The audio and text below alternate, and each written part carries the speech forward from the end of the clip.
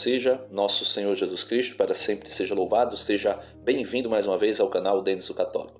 Meus amados irmãos, estamos aí no quadro Liturgia da Palavra Dominical, onde cada domingo nós refletimos um pouco sobre os textos que são propostos pela Igreja para o nosso crescimento espiritual. Estamos no 33º domingo do tempo comum, no ano C, e como eu sempre vou dizendo, os textos são tirados do livro de São Lucas, do Evangelho segundo São Lucas, porque estamos no ano C. O ano C é um ano dedicado a São Lucas.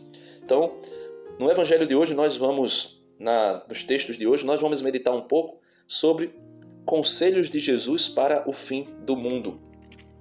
E eu queria começar já pelo Evangelho.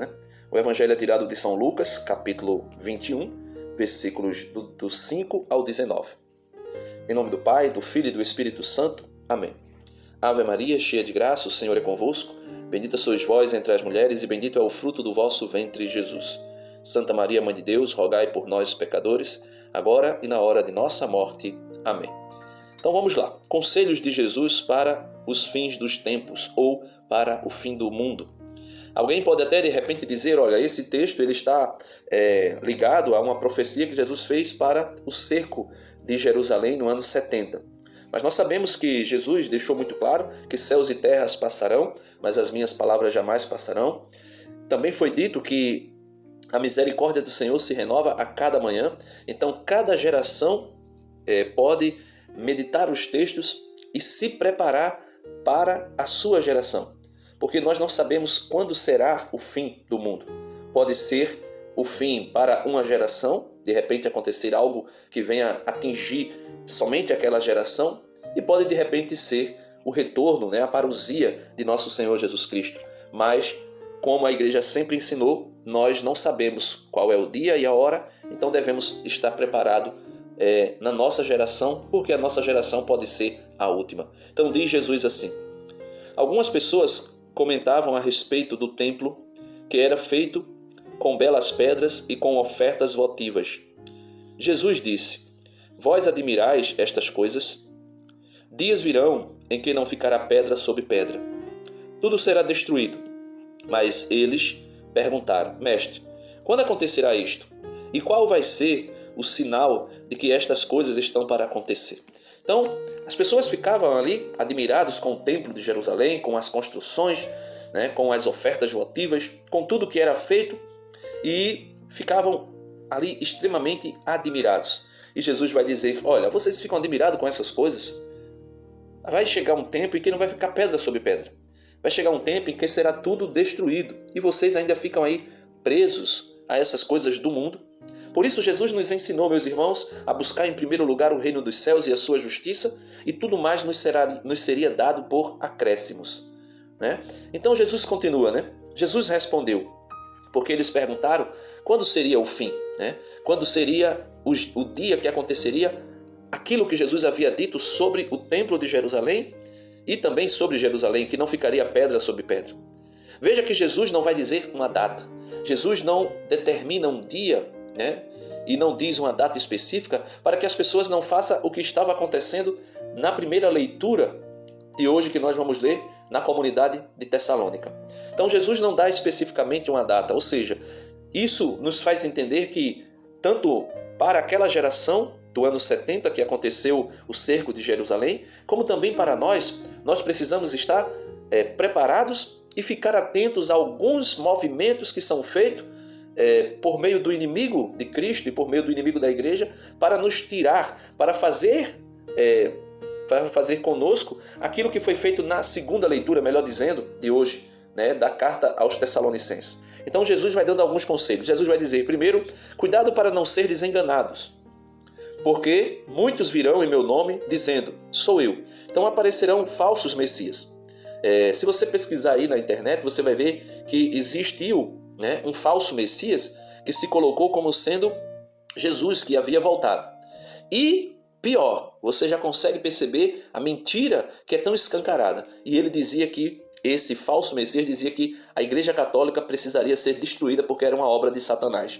Então você já vê que a intenção é de atingir o corpo místico de Cristo.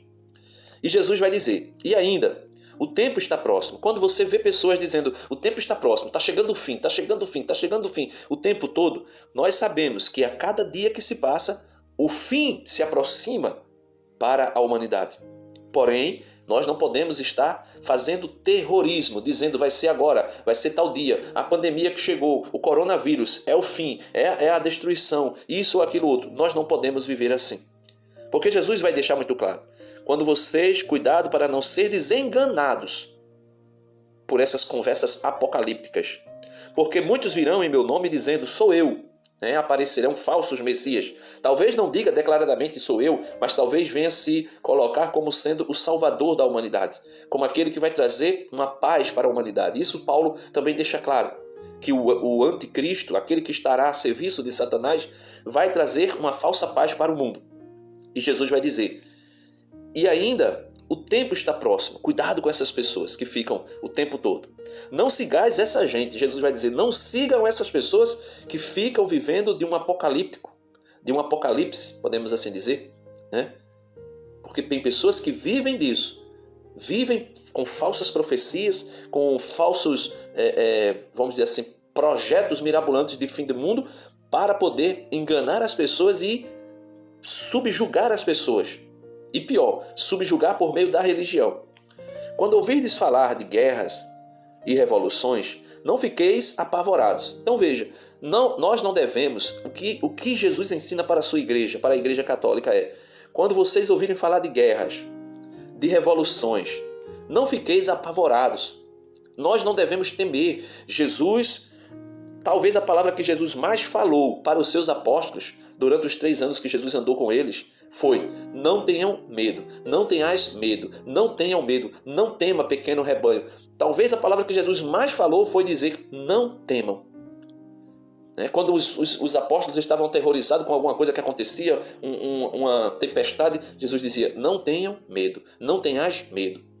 Por quê? Porque o medo não é o medo natural que nos ajuda a não nos colocarmos em perigo desnecessariamente. Não é esse medo, o medo de, por exemplo, de ir à marquise, à beira de um arranha-céu, por exemplo, que eu posso de repente escorregar e cair. Não é o medo de me aproximar de uma cobra, não é o medo de me aproximar de um fio de energia que está desencapado. Não é esse medo natural que nos leva a dar uma certa segurança à nossa vida, no sentido temporal, da história. Mas Jesus está falando de um medo aterrorizador, um medo de quem não tem esperança, um medo de quem não tem fé. Porque o que é que São João vai dizer nas suas cartas? O amor lança fora todo temor. Então quem ama Jesus, quem ama a Deus, não teme. Não teme. E ele continua, é preciso que essas coisas aconteçam primeiro, mas não será logo o fim. Então, elas vão acontecer, como tem acontecido durante toda a história da humanidade. A humanidade passou por 2 guerras mundiais e a humanidade não acabou. Por quê? Porque ainda não fiqueis apavorados, é preciso essas coisas que aconteçam primeiro, mas não será logo o fim, ainda não é o fim. Só Deus sabe quando será o fim. E Jesus continua, um povo se levantará contra o outro povo, um país atacará outro país. Ele vai dizer, haverá grandes terremotos, fomes e pestes em muitos lugares. Acontecerão coisas pavorosas e grandes sinais serão vistos no céu. Então, nós podemos ver que Jesus vai dizendo quais são as características que levam a gente a perceber que se aproxima do fim, mas logo não será o fim. Ainda não será o fim. A igreja vai nos ensinar que, no catecismo, que a igreja passará por uma grande tribulação.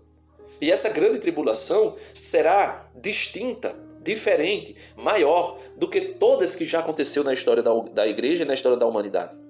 E Jesus continua, antes, porém, que estas coisas aconteçam, sereis presos e perseguidos. Então os cristãos sempre foram, sempre serão e agora mesmo estão sendo presos e perseguidos. Sereis entregues às sinagogas e postos na prisão. Seremos levados às autoridades religiosas que se levantarão contra a igreja. Seremos levados às prisões. Isso sempre aconteceu na história, mas está se intensificando.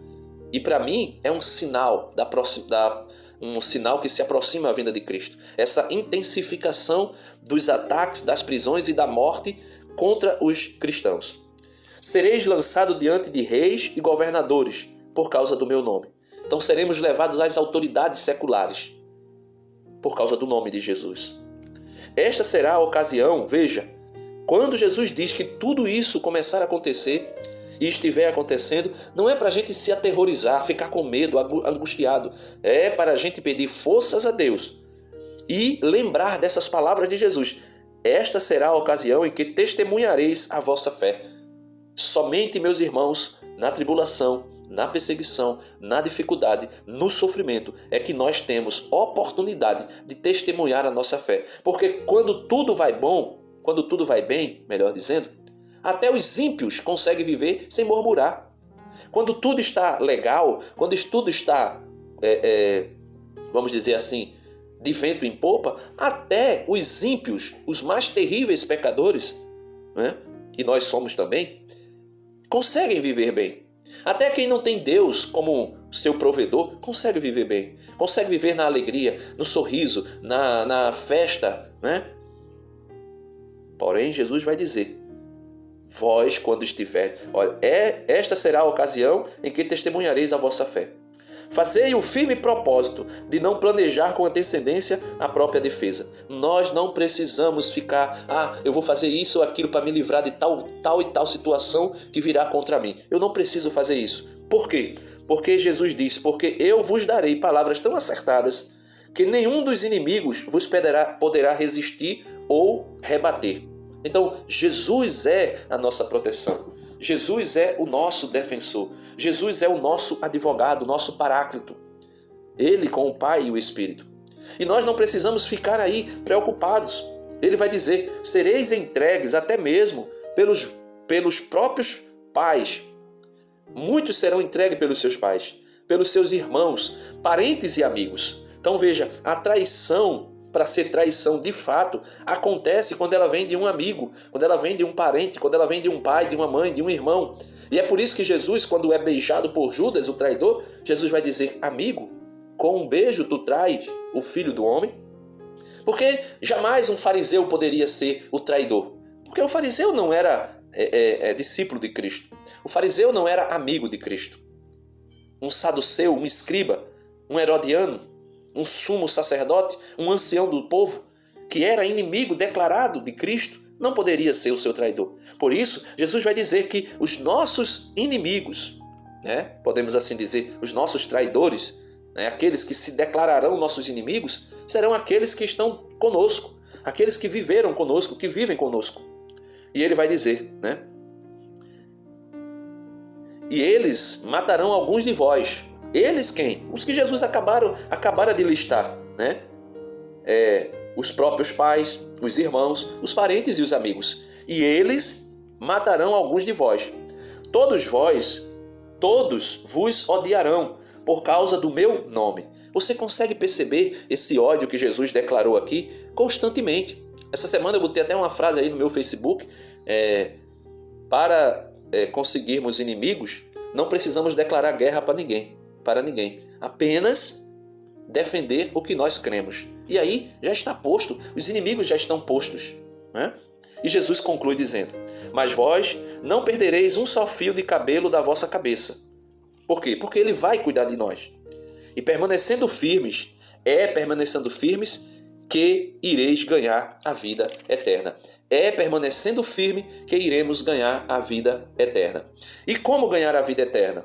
Permanecendo firme. E o que é permanecer firme? A primeira leitura de hoje nos ensina do profeta Miqueias, Malaquias, melhor dizendo.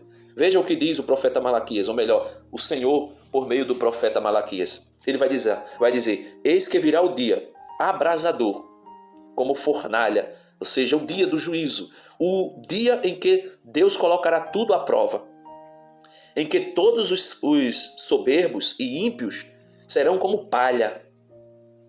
E esse dia vindouro haverá de queimá-los, diz o Senhor dos Exércitos.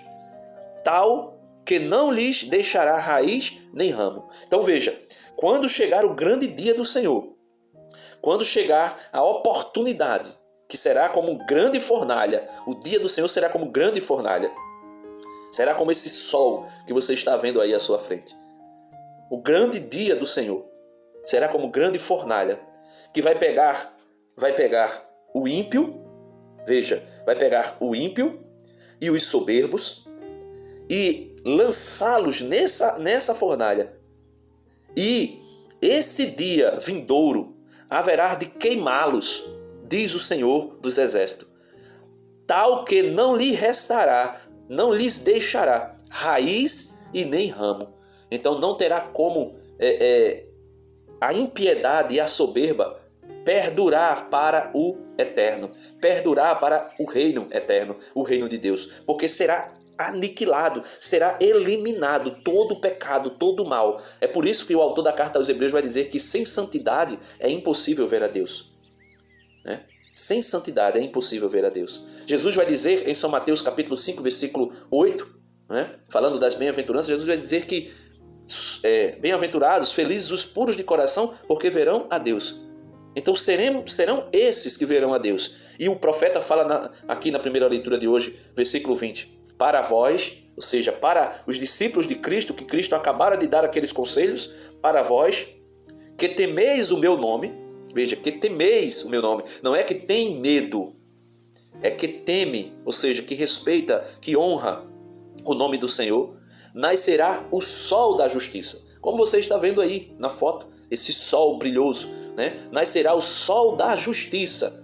Como o Simeão, Simeão, quando Nossa Senhora chega no templo, e ele vai dizer que o sol nascente nos veio visitar. E o próprio Jesus vai dizer, eu sou a luz do mundo. Qual é a luz do mundo? O sol. Eu sou a luz do mundo, eu sou o sol que resplandece sobre vocês. Eu sou a luz do mundo, e quem me segue não anda nas trevas, não anda na soberba, não anda na impiedade. Aí ele vai concluir, para vós que temeis o meu nome, nascerá o sol da justiça, trazendo salvação em suas asas. Veja, só que São Paulo nos aconselha nesse domingo a não ficar esperando esse dia ociosamente. São Paulo nos ensina a não ficar esperando esse momento que a fornalha ardente será acesa para os ímpios e o sol da justiça brilhará para os justos. Ele diz que nós não devemos ficar esperando ociosamente, como pessoas desocupadas, pessoas que estão vivendo alheio a tudo e pior, ainda sendo peso para os irmãos da comunidade. Veja o que São Paulo vai dizer na segunda leitura de hoje, tirada da segunda carta aos Tessalonicenses, capítulo 3, versículo do 7 ao 12. Veja o que ele diz. Irmãos, é muito claro, nem preciso explicar. Se houver alguma necessidade de falar algo, eu falarei. Mas é claro que São Paulo nos ensina. Irmãos, bem sabeis como deveis seguir o nosso exemplo, pois não temos vivido entre vós na ociosidade. São Paulo já diz que ele e os seus filhos na fé, os missionários que andaram com Paulo, como por exemplo Timóteo, Barnabé, e outros, Marcos, João Marcos, eles não viveram ociosos no meio deles. Então eles devem ser vistos como exemplo. São Paulo vai dizer, de ninguém recebemos de graça o pão que comemos. Pelo contrário, trabalhamos com esforço e cansaço, de dia e de noite, para não sermos pesados a ninguém.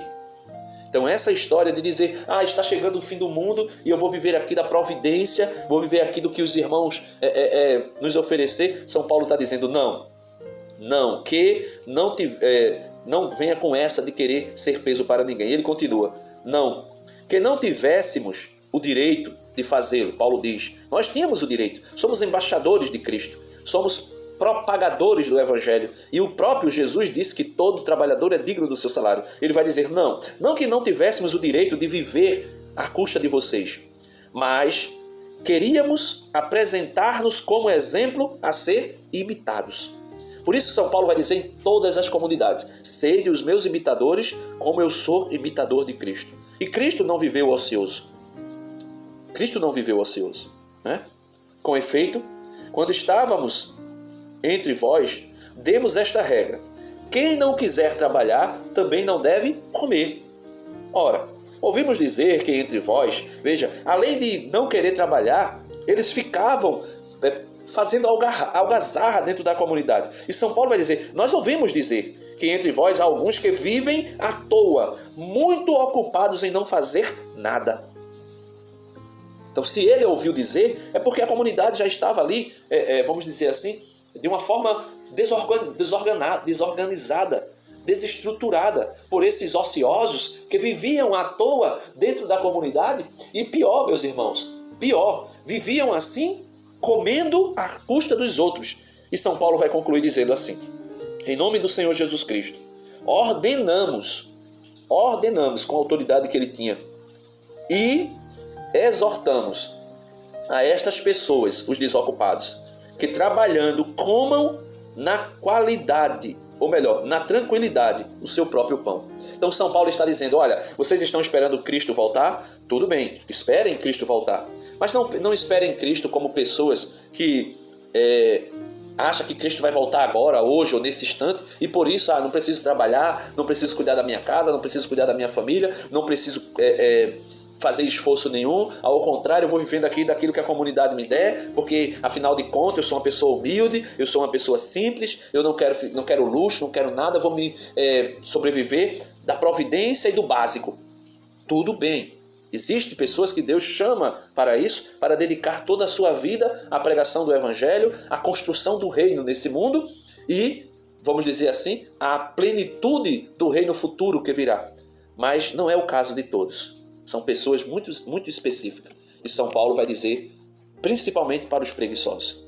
Principalmente para aqueles que são preguiçosos, São Paulo vai dizer, né? Com efeito, quando estávamos entre vós, demos esta regra. Quem não quer trabalhar, também não deve comer. Então, meus amados irmãos, é isso. Conselhos de Jesus para o fim do mundo, conselhos de São Paulo para o fim do mundo. E esse conselho extraordinário do profeta Malaquias, que vai dizer que o grande dia do Senhor será como uma fornalha ardente, e os ímpios e soberbos serão queimados como palha, e os justos resplandecerão. Para eles, o sol da justiça. E para os justos resplandecerá o sol da justiça, ou seja, Cristo Jesus. A vinda de Cristo não é motivo de medo e de pânico, mas é motivo de esperança e de alegria, porque o sol da justiça, Cristo Jesus, resplandecerá sobre nós. Amém. Deus abençoe a você e até o próximo vídeo, se Deus quiser. Dá uma curtida no vídeo, se você ainda não é inscrito, se inscreve no canal, compartilha esse conteúdo para os amigos e vamos ajudar a evangelizar. Amém.